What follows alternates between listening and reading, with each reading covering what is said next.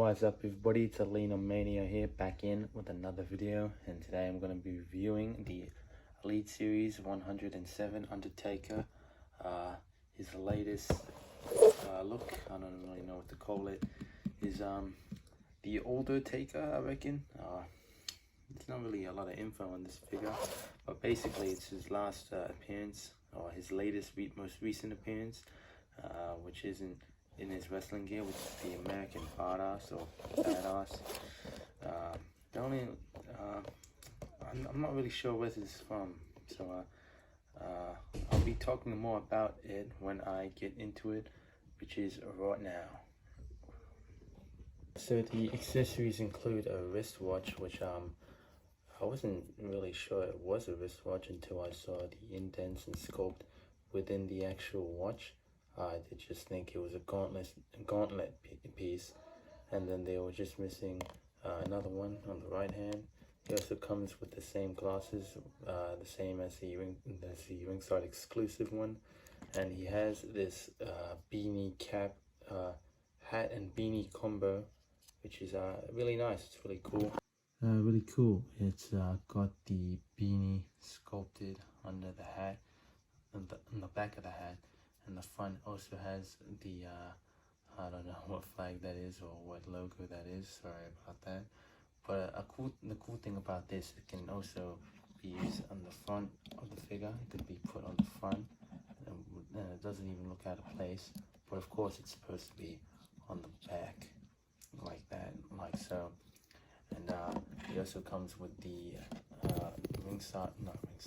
the Undertaker One Dead Man Show, with the Phenom Taker and the American Badass Taker.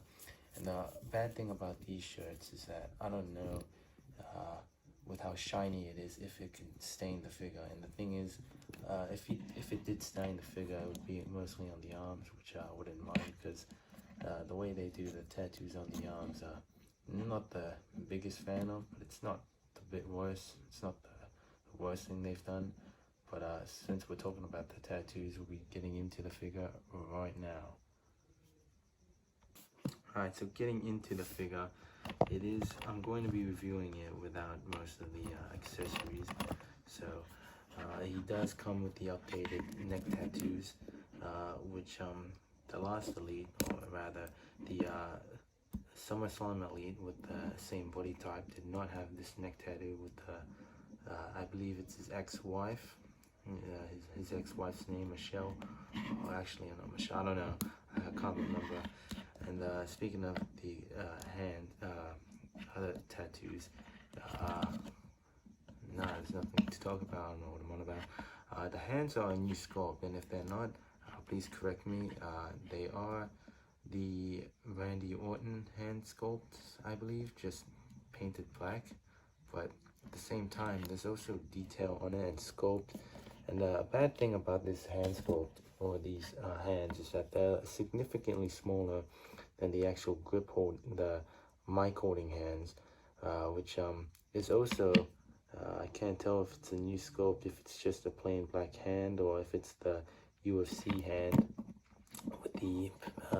with the fingers sculpted over, because as I'm trying to compare, and I just dropped Taker on his back, this is the other old Taker hand mold, and they also have the same width and the same girth, if that makes sense. But it doesn't seem to be the same type of glove hand, which I'm not sure. But yeah, back into the figure. The figure is really good. It feels really smooth and really nice to play around with. I was really happy when they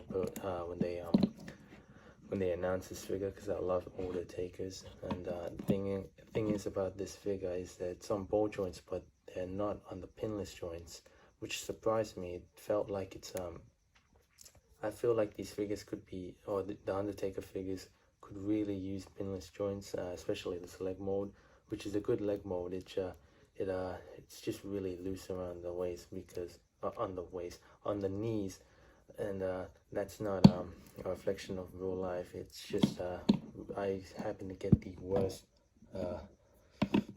tightness or the quality on the legs, which didn't make any sense. But speaking of quality, the head scan is really good, and I just think it may be a re-release of the Elite, or the Top Picks one. Not his last figure, the Elite based on his Boneyard match, which is really nice. The sculpted ponytail is really cool. It does have the nice fade as well, which is actually a nice touch. The head scan is also missing a little bit of paint on his goatee, but I think it will be allowed as he is losing color, or his color on his beard over time.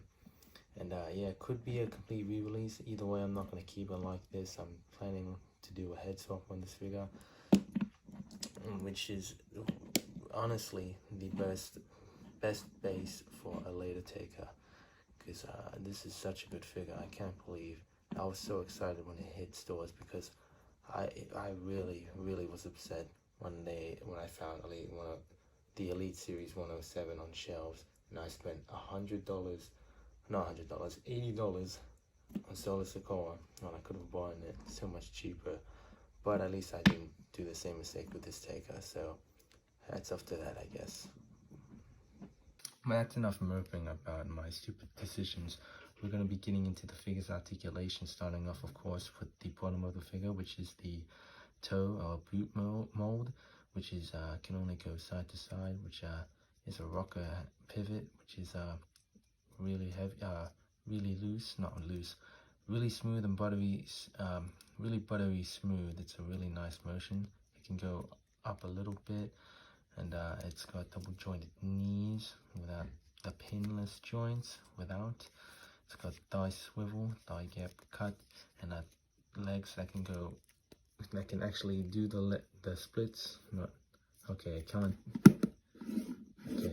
These are one of the few leg molds that can actually do the splits all the way down.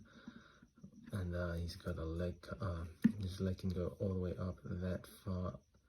His leg can go that far up for the boot cut, for the big boot.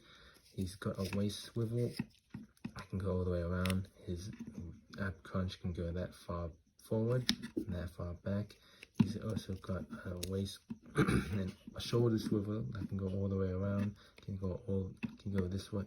Can go this far up. His bicep swivel can go all the way around. Double jointed elbows. He's got a wrist swivel, wrist hinge that go up and down, and it's really stiff on mine. And lastly, his head can go this far down. Oh, it can't go that. Can't go that far, and can go this far up, and can't really go that down. But he can look all the way around. So he's got really good. He's got a really good articulation base for a bigger guy. So I'm very happy with that. And getting into the comparison section of the video, here he is with the late great Bray Wyatt, rest in peace Wyndham Rotunda. Here he is with the 107 Solar Sokoa figure, which is in the same Elite line. Here he is with the 2004 or 2002 Kane, his brother of destruction. Here he is with the other version of Kane, the Ultimate Edition debut Kane, and I should have taken off the cape to really compare it. I'll be doing that right now.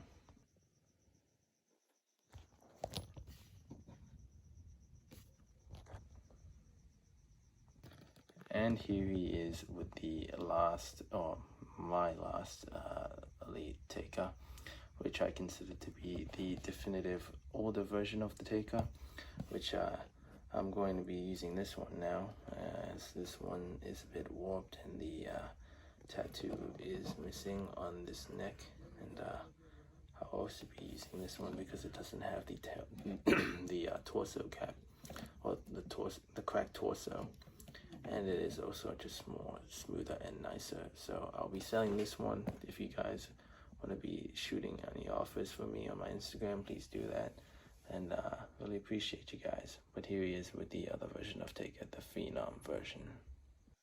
So overall, it's a really good figure. I really am happy that we did get another rendition of an older version of the Undertaker character. I know a lot of people have been complaining that it is just well, it's not really a release. It's still technically a re-release of his Boneyard match lead, just with different accessories. And you know, I can see why they would complain about that, but not me.